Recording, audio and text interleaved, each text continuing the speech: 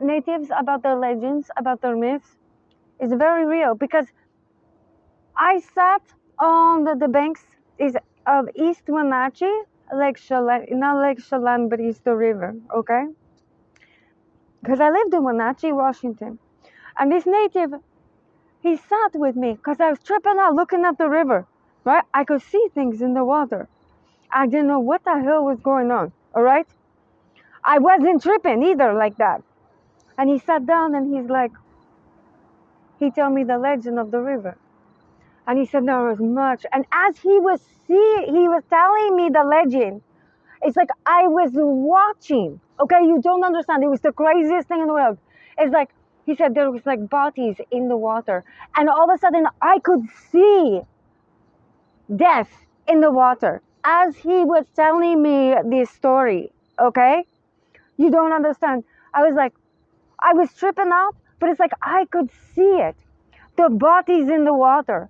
I could see the pain. I could feel everything he was talking to me about. And I was like, but he was like, the Wenatchee, the spirits, they'll call to you, you know? There was a massacre in Wenatchee. There was a massacre of natives. I don't know who it was, or it was white people. There was much bloodshed up there, all right? But when he sat and he was telling me this story, I was zoning out because I could see dark entities all of a sudden in the water. And there's rising out, and I was like, and he just talked to me like normal, like he couldn't pretend, like he knew I could feel it, like I was witnessing something, but he didn't say nothing because he was telling the story, right? He just kept telling it to me, and I was seeing it, okay? I was like, tripping out as he's telling me, and I'm witnessing to his legend, all right? And I was like, and from that moment up, I never leave the water. I don't care. People say it's evil. No, I bear witness, very spiritual. I do not care. I am right here, and there's nothing you could do. I was raised on the river, okay? I was raised on the river. I'm not afraid of a river, all right? Mount Rainier and eyewitness is very spiritual for me. That's why I ask native people, you tell me your story, please. Please, because with that guy, is a very spiritual awakening for me. Very spiritual. And it was amazing to have him share with me his culture, his heritage, his ancestry. He shared with me that, and I experienced it spiritually.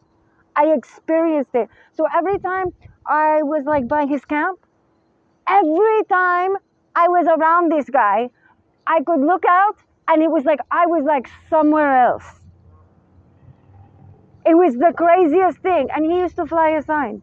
But every time I was I went down to his camp. How are you doing? He's like, I'm good. He look at me, and I would look out over the river, and all of a sudden, I am seeing that. I'm seeing weird stuff. But it was when I was with him. It was like a movie.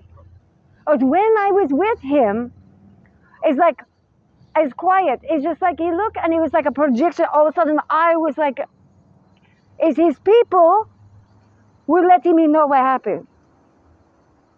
It was the craziest thing. I'm forever, grateful for that.